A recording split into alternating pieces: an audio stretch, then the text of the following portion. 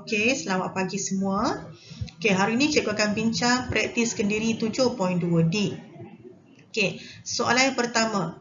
Graf laju lawan masa di sebelah menunjukkan gerakan kereta Dion Johan untuk tempoh 16 saat. Okey, untuk tempoh 16 saat. Hitung soalan yang pertama, jarak dalam meter yang dilalui semasa kereta bergerak dengan laju seragam. So, kita perhatikan di sini pada graf laju lawan masa, kereta bergerak dengan laju seragam adalah pada tempoh 8 hingga 16 saat. Okey, pada garisan di sini yang cikgu telah highlight dengan warna kuning. Jadi kamu kena kira jarak dalam tempoh 8 saat hingga ke 16 saat. Jadi jarak untuk luas di bawah graf dekat sini ialah berbentuk segi empat tepat.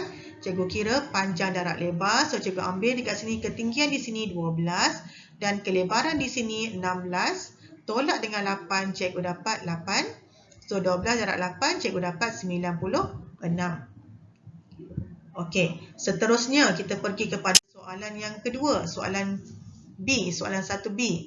Hitung nilai V jika laju purata untuk 12 saat yang pertama ialah 14 meter per saat. Okey, kita lihat betul-betul pada graf di manakah kawasan untuk 12 saat yang pertama. So, pada graf 12 saat pertama di sini, 0 hingga 12. Jadi, cikgu highlightkan dekat sini kepada kawasan pertama iaitu kawasan A dan kawasan B untuk dari tempoh 8 hingga 12 saat. Jadi, ini yang cikgu highlight ni adalah untuk kawasan 12 saat yang pertama. So, bila yang pertama, kita kena ambil pada depan sehingga ke belakang. Okey. So, dia beritahu dekat sini laju purata nilainya 14 meter per saat. Jadi, kamu kena recall balik. Okey. Konsep yang kamu telah belajar sebelum ni. Laju purata bersamaan dengan jumlah jarak bahagi dengan jumlah masa. Jadi, jumlah jarak bahagi jumlah masa sama dengan 14. So, kamu keluarkan maklumat kepada pernyataan matematik. Okey. So, apa yang kamu faham dekat sini? So, jumlah jarak. So, jarak mana kita nak cari sekarang? Jarak yang kita nak cari ialah jarak A dengan jarak B. So, kamu buat pengiraan dekat sini. Okey, idea kamu kita nak cari luas di bawah graf A tambah dengan luas di bawah graf B. Okey, jadi bahagi dengan jumlah masa. Jumlah masa yang kita nak dekat sini saja. Jadi 12 tolak dengan 0 kita dapat 12. Sama dengan 14 ni cikgu carry forward saja. Cikgu bawa saja turun ke bawah maklumat. Okey, kita lihat pada luas di bawah graf A. Luas di bawah graf A dekat sini adalah bentuknya trapezium. Okey, 1/2 darab A tambah B. Ingat balik konsep trapezium. Formula luas trapezium 1/2 darab A tambah B darab dengan tinggi. Okey, so 1/2 A tambah B. So, A tambah B dekat sini. A ni cikgu ambil dekat atas ni trapezium. So, ini dah nilai A cikgu. A cikgu adalah 12 tolak 0. Cikgu dapat 12.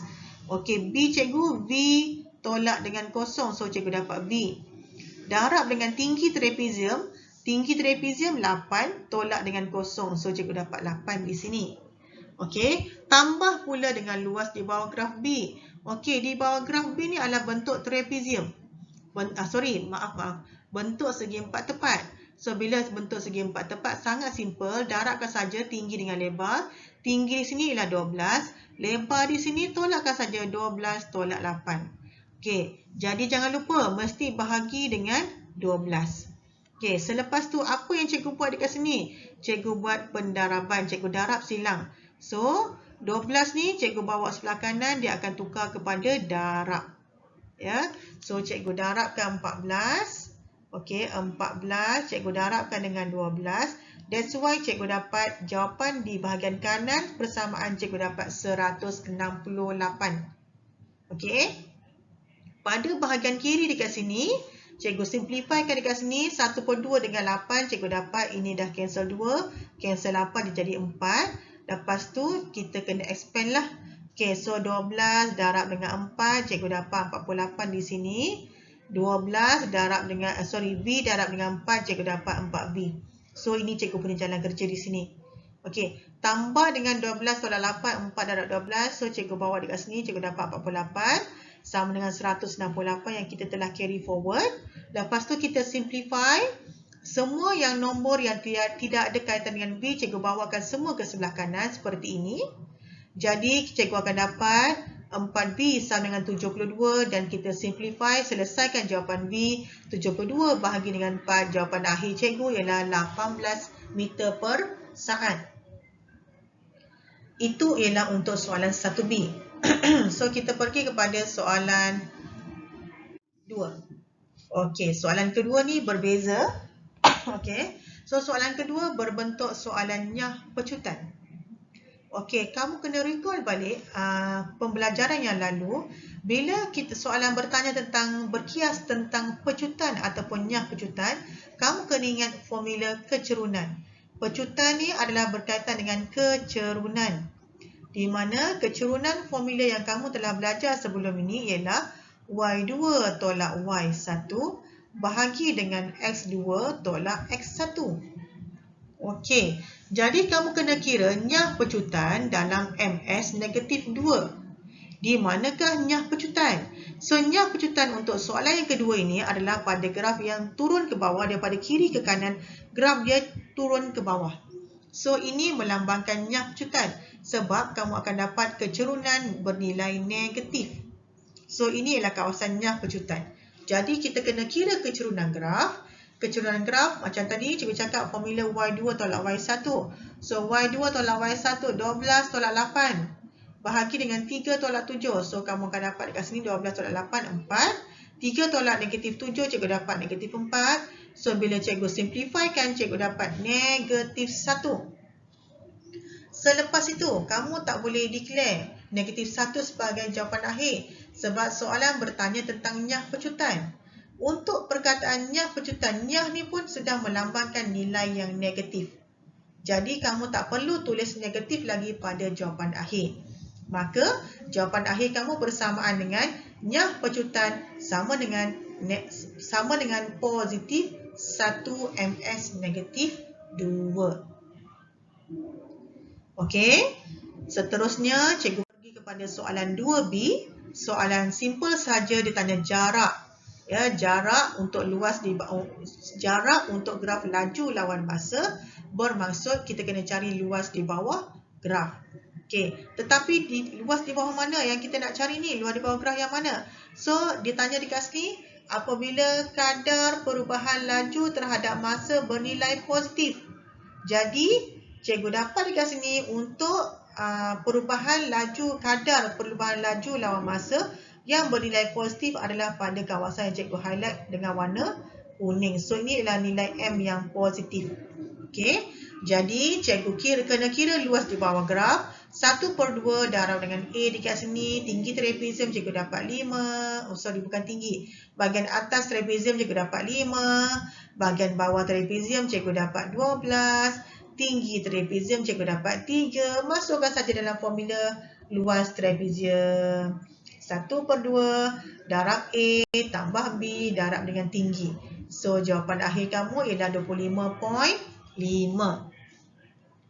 Okey, kita pergi kepada soalan 2C. Okey, dengar betul-betul soalan 2C ni. Okey, cari nilai T. Okey, sekarang kita nak cari nilai T. Jika jumlah jarak yang dilalui dalam tempoh T saat ialah 121.5. Okey, maksud dia apa anak-anak murid? Maksudnya dia kata jumlah A, kawasan A ni, luas di bawah graf A ni, jika cikgu tambahkan dengan B, jika cikgu tambahkan dengan C, sebab sehingga T saat ni, jumlah A tambah B tambah C, jumlahnya berapa? Jumlahnya 121.5. So, cikgu akan beri gambaran awal dekat sini. Jarak A tambah jarak B tambah jarak C sama dengan 121.5. Okey, selepas itu kita masukkan nilai. Okey, kita buat pengiraan. Okey, kenapa cikgu dapat jarak A 25.5? Sebab jarak A 25.5 ni kita telah dapat pada soalan 2B. Ya, kita dah kira 25.5 untuk jarak A. So, kita hanya buat pengiraan untuk jarak B dan jarak C saja. So, untuk jarak B ialah trapezium. 1/2 darab A dekat sini, tinggi dekat sini untuk atas trapezium dekat sini 8. Tambah dengan tapak trapezium dekat sini untuk nilai B, jawapannya 12.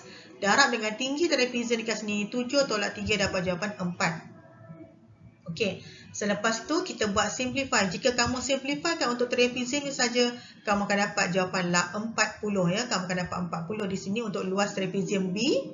Okey, selepas tu untuk segi 4 tepat C. Okey, untuk segi 4 tepat C, okey, kita tengok dekat sini, ketinggian untuk C ni, tinggi dia tak ada masalah, kamu akan dapat 8. Okey, tetapi untuk lebar dia, untuk pengiraan lebar, kamu tak boleh tolak 7 tolak T, tak boleh. Sebab kita kena ambil nilai yang besar tolak dengan nilai yang kecil. Daripada kosong, nilai bertambah 3, nilai bertambah 7 sampai T. Jadi bermaksud T ni lebih besar. Okey, jadi dia punya kelebaran dekat sini ialah T tolak 7. Okey, jadi cikgu masukkan kat sini T tolak 7 darab 8. So, cikgu dapat 8T. Okey, so cikgu expand lagi, cikgu dapat negatif 56. So, dekat sini cikgu nampak 8T tolak 56. Sama dengan 121.5 ni kita carry forward. Lepas tu kita simplify kan. Cikgu tinggalkan pembuli ubah yang ada nilai T sebelah kiri. Yang tiada pembuli ubah, cikgu bawa semua ke bahagian kanan. So, cikgu dapat, bila cikgu simplify di sini, cikgu dapat nilainya 112. 8T sama dengan 112. Jika cikgu nak T sahaja tanpa nilai 8, 8 cikgu bawa sebelah kanan, cikgu bahagikan dengan 8. Akhir sekali cikgu dapat T sama dengan 14. Ataupun kamu boleh tulis T sama dengan 14 saat. Sebab T nilai unit dia adalah saat. Okey, kita pergi kepada soalan C. Soalan C pula, soalan nombor 3. Okey, soalan yang ketiga. Graf laju lawan masa di sebelah menunjukkan gerakan sebuah kereta untuk tempoh T saat.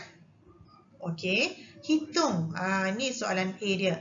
Hitung jumlah jarak dalam meter yang dilalui semasa kadar perubahan laju terhadap masa kereta bernilai positif. Jadi perkataan kadar perubahan laju ni kamu kena faham betul-betul. Kadar perubahan laju bermaksud kecerunan. Kenapa cikgu cakap kecerunan graf? Sebab kadar perubahan laju bermaksud, kita ambil nilai dekat sini, bermaksud laju bahagi dengan masa. Jadi yang mana kecerunan yang dapat nilai positif? So, kecerunan yang dapat nilai positif di sini iaitu pada saat 0 hingga 3 dan saat 8 hingga 10. Seperti yang cikgu highlightkan di sini. Jadi cikgu labelkan kawasan ni sebagai kawasan A dan kawasan C. Sebenarnya di sini ialah kawasan B ya, kawasan B dan kawasan D. Tapi cikgu highlightkan A dengan C sahaja. Okey. Jadi kawasan A dekat sini trapezium A adalah 1/2, darab dengan 2, tambahkan dengan 6, darabkan dengan tinggi 3. So cikgu dapat jawapan dia 12 untuk jarak A. Jarak C pula 1/2 darab A, tinggi trapezium dekat sini, bukan tinggi, atas, jarak atas trapezium adalah 6, jarak bawah trapezium cikgu dapat 10, darab dengan tinggi trapezium 10 tolak 8, cikgu dapat 2. So bila cikgu simplifykan kedua-dua ni, cikgu dapat jawapan akhir 28 meter. Okey, anak-anak murid semua, kita pergi kepada soalan 3B iaitu soalan yang terakhir untuk hari ini. Okey, cari nilai T jika magnitud kadar perubahan laju terhadap masa dari saat ke-8 hingga saat ke-10 adalah sama.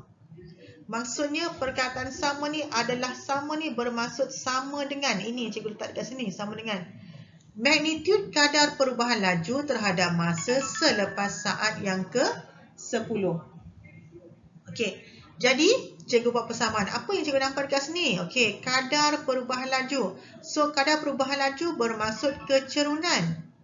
Okey, kadar perubahan laju bermaksud kecerunan. Kecerunan cikgu kena cari saat ke-8 hingga saat ke-10. So, cikgu highlightkan dekat sini. Nampak tak? Pada saat 8 hingga saat ke-10 adalah kecerunan yang bernilai positif.